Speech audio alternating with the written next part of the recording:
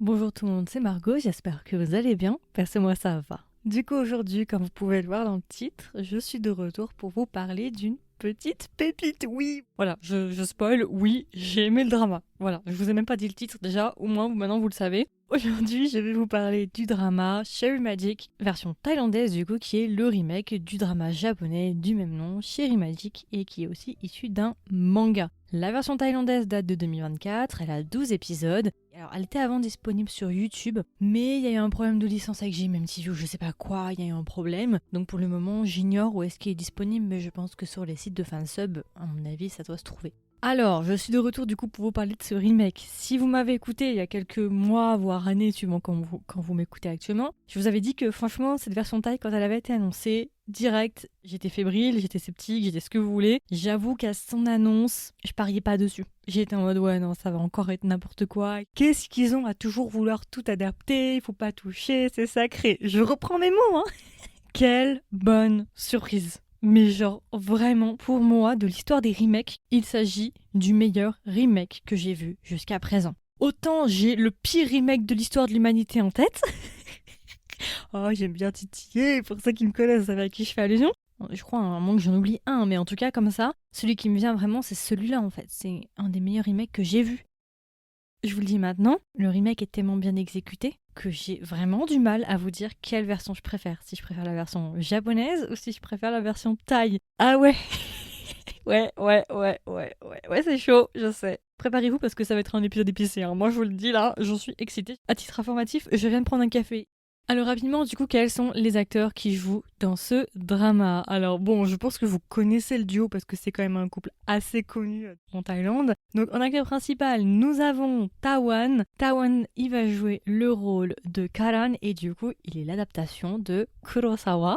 Oui. Et nous avons New, du coup, lui qui va jouer le rôle de Hachi et qui est du coup l'adaptation de Adachi dans le drama japonais. Voilà, je ne vais pas vous donner tous les acteurs, mais il s'agit du couple Tawan et New. Voilà.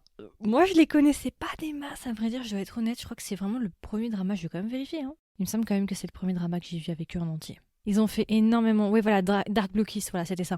Ils ont fait pas mal de dramas, mais j'avoue que moi, c'est vraiment mon premier avec eux. Et d'ailleurs, ils ont un autre drama qui s'appelle Peaceful Property, je crois, qui est annoncé par GMMTV, qui devrait arriver en 2024. Et celui-là m'avait beaucoup donné envie en voyant la bande-annonce. Donc voilà, nous avons du coup notre petit duo, Karan et Hachi. Alors du coup, de quoi parle la version thaï? Bah écoutez, si vous avez vu la version japonaise, c'est exactement la même chose que la version japonaise. Si vous n'avez pas vu la version japonaise, rapidement de quoi ça parle? Cherry Magic en fait est une office romance et aussi une tranche de vie. En gros, on va parler de notre personnage qui s'appelle Hachi. Donc au début du drama, Hachi en fait il va bientôt passer la barre des 30 ans et on nous explique qu'il a passé toute sa jeunesse à travailler dans son entreprise et qu'il a jamais vraiment eu le temps d'avoir une quelconque relation et que bah, du coup par conséquent, bah il est vierge. Et du coup, dans l'histoire, on nous raconte qu'il y aurait une légende urbaine venant du Japon qui dit que si jamais tu es vierge jusqu'à l'âge de tes 30 ans, tu deviens un magicien. Oui, je sais, cherchez pas à comprendre. Le point n'est pas là.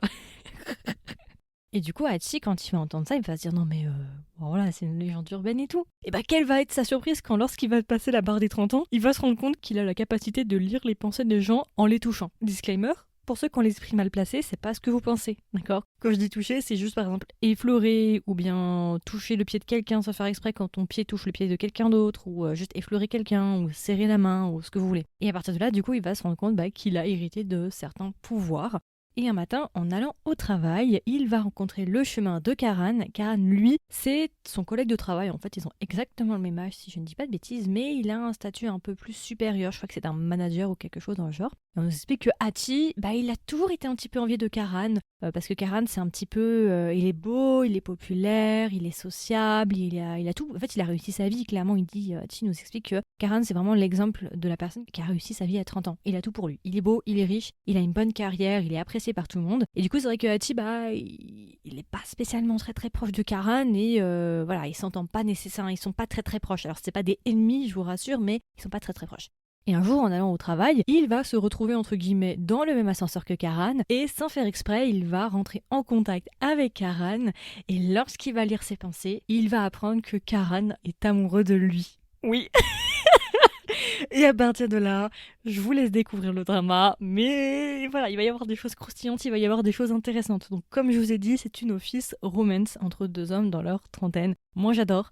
Voilà, it's giving daddy vibes, it's giving money, it's giving old-fashioned cupcake, it's giving Chérie Magic. Voilà. J'ai vraiment essayé de faire le plus rapide possible et le plus synthétique pour les personnes qui ne connaissaient pas du tout l'histoire. Soit dit en passant, je vous recommande vivement la version japonaise parce que c'est la version originale. Il y a aussi, si jamais pour ceux que ça intéresse, récemment le manga a commencé à être traduit en France. Je crois que c'est Akata qui a commencé. Il me semble qu'il y a déjà 2 ou 3 tomes qui sont sortis, si je dis pas de bêtises. Voilà, pour ceux que ça intéresse et qui veulent aussi se mettre sur le manga. Et aussi, il y a un animé. Et voilà. Alors du coup, rapidement, qu'est-ce que j'ai pensé de cette version japonaise, même si je pense que vous vous en doutez si vous m'avez suivi sur TikTok. J'en ai déjà pas mal parlé de cette version thaïlandaise. Je voudrais aussi faire un disclaimer pour ceux qui ne connaissent pas l'histoire. En plus d'être une office romance, comme j'ai dit précédemment, c'est aussi une tranche de vie. C'est-à-dire que y a beaucoup de gens, en voyant la version thaïlandaise, qui reprochaient au drama que il se passait pas grand-chose, qu'il se passait pas des masses, et que du coup, pour beaucoup, ils avaient drop le drama. Alors, moi, je pense qu'il y a plusieurs facteurs à ça. Déjà, je vais vous le dire, oui, effectivement, il s'agit d'une tranche de vie. Donc oui, il ne se passe pas nécessairement des masses, il n'y a pas des guns, ça court pas partout. Voilà, je préfère poser les bases, c'est vraiment un drama très mignon, très cute. Et là, vous devez vous dire, mais Margot, depuis le temps qu'on te suit, tu nous as toujours dit que sortir le chien, changer les couches, ça n'a jamais été ton truc. C'est vrai, effectivement, vous avez raison, vous avez raison. Mais, comme on dit, il y a toujours des exceptions. Chérie Magic, pour moi, est une exception à ça. C'est une des rares seules histoires que je tolère de regarder et où je prends un grand plaisir à regarder juste de la vie de couple. Je sais. Je vais continuer mon fil de pensée tant qu'on y est. Pourquoi je pense que beaucoup de gens ont drop, mis à part qui disaient justement que oui, c'est trop long, machin, machin. Je pense pas que ce soit le fait qu'il ne se passe pas grand chose qui est vraiment le problème dans ce drama. Le gros problème, c'est qu'en fait, ils ont diffusé un épisode par semaine, si je ne dis pas de bêtises. Et ça, je pense que ça a vraiment joué dans la défaveur du drama. Comme je vous l'ai dit, c'est une tranche de vie, donc oui, effectivement, il se passe pas des masses. Quand j'ai vu le drama, je me suis dit, mais heureusement que j'ai regardé le drama en one shot et que j'ai pas dû attendre un épisode par semaine, parce que effectivement, si tu dois attendre un épisode par semaine alors qu'il se passe pas non plus des masses, effectivement, moi aussi j'aurais drop. Donc je pense que le réel problème, c'est la cadence en fait de diffusion. Je pense que c'est ça. Donc pour ceux qui ont abandonné, franchement, essayez de leur donner une chance. Reprenez là où vous êtes arrêté et faites-le en one shot en fait. Je pense que l'expérience sera complètement différente. En tout cas, moi, je suis bien contente de ne pas l'avoir regardé en cours parce que sinon, je pense que je l'aurais drop. Alors, quels sont mes points positifs par rapport au drama? Eh ben écoutez, déjà j'ai beaucoup aimé le couple. Alors je vous avoue que le couple, quand je l'ai vu à la base sur l'affiche, je me suis dit, oula, d'accord, j'avais vraiment beaucoup de mal à projeter en fait Adachi et Kurosawa. Et c'est vrai que c'était les acteurs avec lesquels j'étais le plus perplexe dans cette adaptation au début, sans avoir vu le drama. Et je croyais pas des masses. Et je dois vous avouer quand même que je trouve qu'ils ont extrêmement bien bossé, qu'ils ont plutôt bien travaillé. Pour moi, ils font honneur à la version japonaise. Ils sont sur la continuité de la version japonaise. Et ce que j'aime bien, c'est que le drama a certes essayé de copier entre guillemets l'histoire, c'est-à-dire qu'ils ont repris les grands moments, ils ont repris les grandes scènes, ils ont repris le caractère des personnages, mais en même temps ça ne passe pas pour une contrefaçon. Vous voyez ce que je veux dire? Ils ont quand même réussi à prendre des libertés et à se détacher un petit peu de la version japonaise, ce qui fait que c'est similaire vraiment à 90%, mais dans ces 10% restants, ils ont réussi vraiment à s'écarter de l'histoire et un petit peu se différencier, ou en tout cas à prendre des libertés. Pour moi, c'est une belle adaptation, contrairement à d'autres remakes qu'on a déjà vus, et franchement, ces remakes-là ressemblent plus à des contrefaçons qu'à des remakes.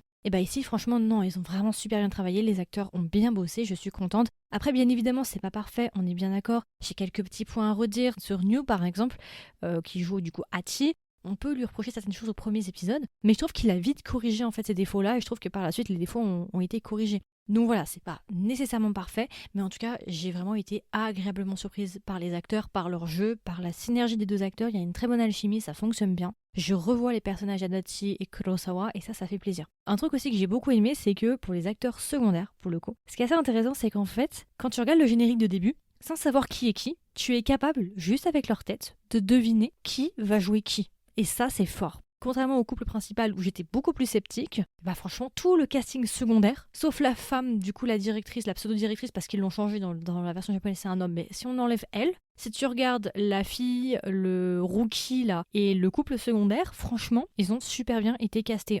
Un truc aussi que j'ai bien aimé et je trouve ça malin de leur part, ou en tout cas je trouve ça assez efficace, j'ai beaucoup aimé en fait que la version Thaï ait décidé justement de combiner le drama japonais et le film japonais. Parce que je sais pas si vous savez, mais il existe aussi Chérie Magic The Movie, qui est la suite du drama Chérie Magic au Japon.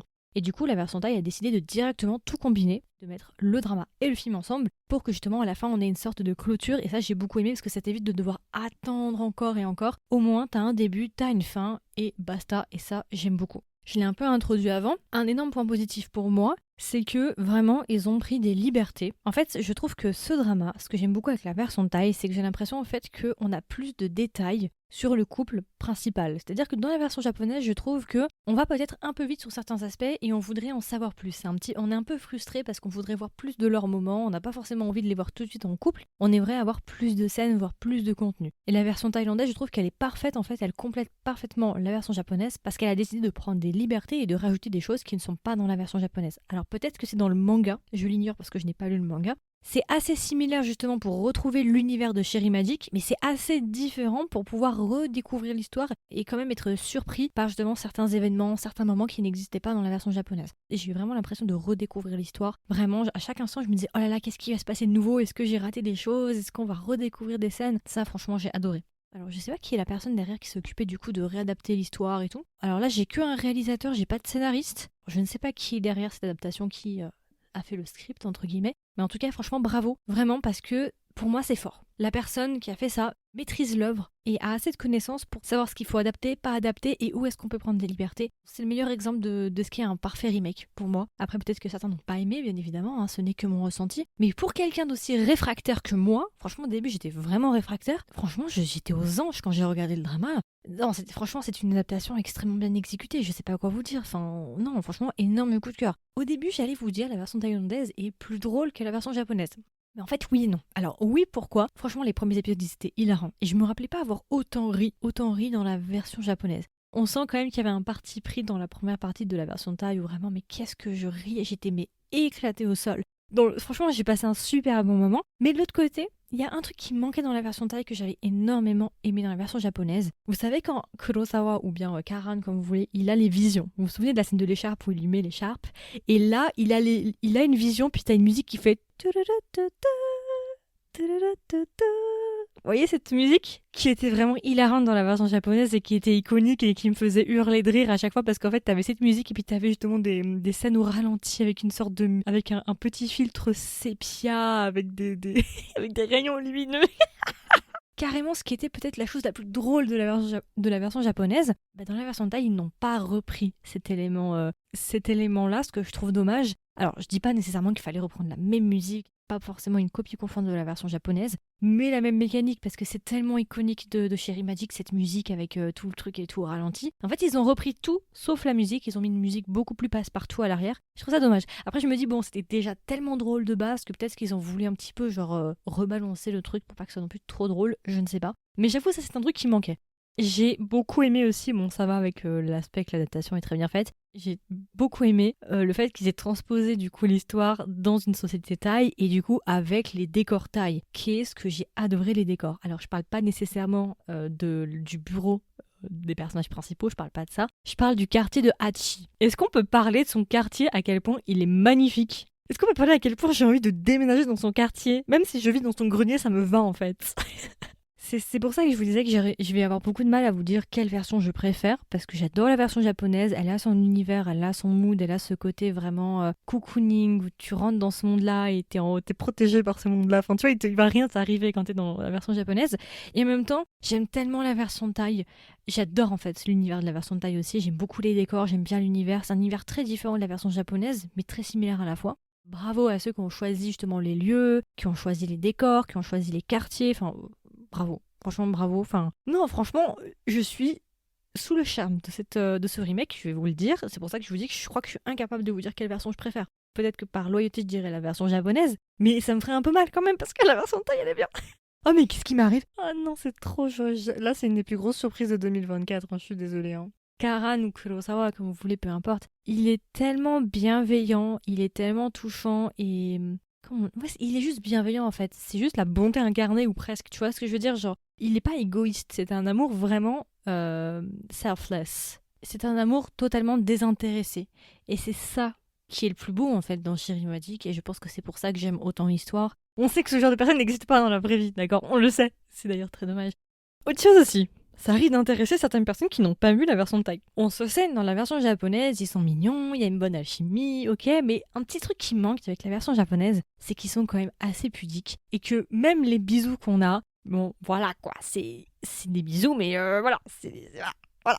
On est d'accord, on est d'accord. Il n'y a pas vraiment d'épices. Voilà, curcuma, coriandre, paprika, il n'y a pas, tu vois. Et bah les Thaïs, eux, ils nous ont entendus. Ils ont dit, vous voulez de l'épice, on va vous en donner. Bon, c'est pas non plus épice, tu vois ce que je veux dire, mais c'est un peu épicé, tu vois. C'est pas pimenté, mais c'est au moins épicé. Les Thaïs ont mis du leur, on sent qu'ils se sont investis dans les scènes. Les messieurs sont investis dans leur mission, sont investis dans leur tâche, qui est de s'embrasser. Non, vraiment, si vous voulez plus, si vous voulez des scènes un peu moins pudiques, où vraiment ils s'embrassent pour de vrai, où ils mettent du leurre. Il y a une petite scène aussi dans le lit. Alors, je n'en dis pas trop. Non, franchement, voilà, non, c'est pour ça que je vous dis que la version Thaï, c'est un beau complément, parce que il y a plein de choses qu'on n'a pas dans la version japonaise que les Thaïs nous offrent. Et ça fait plaisir. Après, attention, on n'est pas sur du Only Friend. Je pose les bases, hein, quand je vous dis c'est épicé, il va se passer des trucs, enfin là, c'est moins pudique. Oui, mais à prendre avec des pincettes, on n'est pas sur Only Friend non plus. Ils vont pas se foutre à Walp et puis Mougou Mougou dans toutes les salles de la maison. On n'est pas non plus sur de l'explicite. On reste quand même sur Cherry Magic, faut pas déconner, tu vois. on reste quand même dans l'essence de Cherry Magic, mais on va dire qu'il y a un peu plus d'implication sur certaines scènes, on va dire ça comme ça. Au niveau des points négatifs, alors est-ce que j'ai des points négatifs?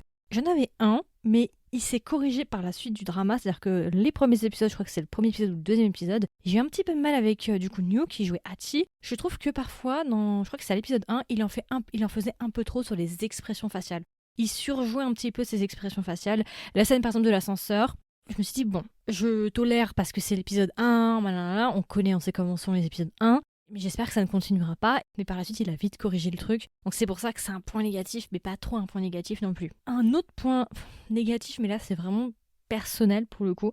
Je trouve que vers le milieu-fin du drama, on a un petit peu trop de longueur. Alors pourquoi je dis ça en fait? On a des longueurs parce qu'en fait on va se concentrer sur les autres couples. On va avoir 2 couples secondaires et moi je vous avoue que les couples secondaires, je suis pas spécialement fan. Le couple du coup, le deuxième couple techniquement, le couple de l'auteur et du gars là, du danseur machin, dans la version japonaise déjà il ne m'intéresse pas du tout. Donc forcément dans la version Thaï, bah franchement je skippais leur partie parce que franchement j'étais pas du tout intéressée par leur couple. Voilà, c'est comme ça, c'est personnel, je suis pas du tout fan de leur couple. Sauf que dans cette version Thaï, il y a un troisième couple qui me semble qui n'est pas traité dans la version japonaise, ou vraiment survolé de fou. Donc voilà, j'ai trouvé un peu dommage Enfin, personnellement en tout cas, c'était pas my cup of tea, comme diraient les Anglaises. Voilà, j'étais pas spécialement intéressée par les couples secondaires. Donc forcément pour moi, ça me paraissait un peu long vers le milieu-fin du drama. Il y avait des moments de longueur, parce que ça ne m'intéressait pas malheureusement. Donc si vous êtes comme moi, voilà, gardez-le en tête. Après, si vous adorez les couples secondaires, allez-y, vous allez être content. Parce que pour le coup, les couples secondaires sont plutôt bien traités. Du coup, le deuxième couple de gars est mieux traité, il me semble, quand même, dans la version Thaï que dans la version japonaise. On a plus de scènes avec eux. En tout cas, il me semble. Peut-être que je dis des bêtises, mais il me semble qu'ils ont plus de temps d'écran. Donc voilà. En vrai, c'est tout. Je regarde, hein, mais c'est tout. J'ai pas d'autres points négatifs. Je vais être honnête, c'est les 2 seuls points négatifs que j'ai. Ouais, ok. Bon, alors, si je devais recommander la version Thaï à un ami ou une amie, qu'est-ce que je lui dirais? Est-ce que même je recommanderais la version Thaï? Oui, je vous la recommande pour ceux qui hésitent encore, pour ceux qui ont vu la version japonaise et qui adorent la version japonaise et qui ont peur de commencer cette version Thaï en hésitant, en se demandant mais est-ce qu'ils ont ruiné l'histoire? Est-ce que je vais être déçue? Ou ce genre de choses? Je pense pas, sincèrement. Pour moi, c'est une très belle adaptation, c'est un beau remake. C'est un remake qui est à la hauteur et qui est sur la continuité de la version originale. Donc oui, je vous le recommande à 200%. Si vous n'avez jamais vu les Cherry Magic et que vous ne connaissez pas cette histoire, bien sûr, je vous recommande vraiment de regarder cette version Thaï et même par la suite de regarder la version japonaise. Je pense vraiment que vous allez adorer. Si vous avez aimé les dramas style Old Fashioned Cupcake par exemple, qui est un drama japonais, c'est dans la même veine, c'est à peu près les mêmes vibes. Non, franchement, je pense qu'avec tout ce que je vous ai expliqué avant, les points positifs que je vous ai donnés avant, je pense que ça parle de soi.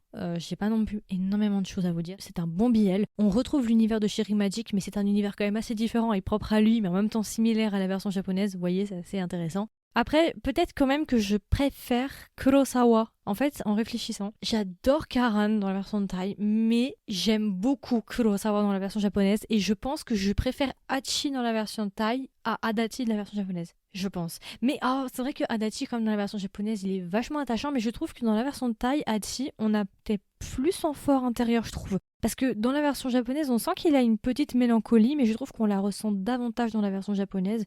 Et il met plus de mots sur ses émotions dans la version Thaï. Voilà, je n'en dirai pas plus. Je vous laisserai regarder. Et du coup, alors, si je devais donner une note sur 20 à Cherry Magic, combien est-ce que je lui mettrais? Je lui mettrais 17,5 sur 20. Voilà, franchement, c'est une très bonne adaptation. Je sais plus combien j'avais donné à la version japonaise. Peut-être que j'avais donné plus à l'époque, mais en vrai, ça se vaut. Les deux se valent. Et merci GMM TV. GMM TV, on leur tape sur les doigts toute l'année, parce que si, parce que ça. Mais quand ils font des bonnes choses, il faut quand même le dire, c'est important. Je dis pas qu'ils font des mauvaises choses de 99% du temps, c'est pas ce que je dis, hein. Mais c'est vrai que voilà, on trouve souvent à redire avec GMM TV, mais là, franchement, quand c'est vraiment bien, il faut aussi le dire. Vraiment, merci GMM TV de nous avoir donné un aussi beau remake, parce que franchement, personne croyait en vous. Ou en tout cas, perso, je croyais pas en vous. Non mais voilà, je suis contente quelque part de m'être trompée, et je suis surtout contente de l'avoir commencé en fait. Bon, de toute façon, c'était obligé, je savais très bien que j'allais passer dessus quoi qu'il arrive. Je le savais, même si j'avais des a priori assez négatifs, je savais que j'allais le regarder, et franchement, c'était vraiment cool. Vraiment incroyable. Voilà, merci GMM TV, vous avez assuré, genre vraiment assuré. Donc voilà, écoutez, c'est à peu près tout. Du coup, c'était ma version quand même assez longue et sans spoilers sur Chéri Magic version taille. Ouais, j'avais pas mal de choses à dire, fallait que je vide mon sac. Voilà, maintenant je peux faire mon deuil du drama, je peux passer à autre chose. Bon, ça va, j'étais pas trop excitée. Le café, en vrai, mon café il est à moitié plein, c'était pour ça. Attendez, je prends une gorgée. Donc voilà, c'est à peu près tout. J'espère en tout cas que cet épisode vous a plu et vous a aidé à prendre une décision pour ceux qui ne l'ont pas vu. Est-ce que vous allez le voir, pas le voir? Pour ceux qui n'ont pas encore vu Chéri Magic et qui ne connaissent pas l'univers, j'espère que ça vous a aidé à prendre une décision aussi. Est-ce que vous allez vous lancer ou non?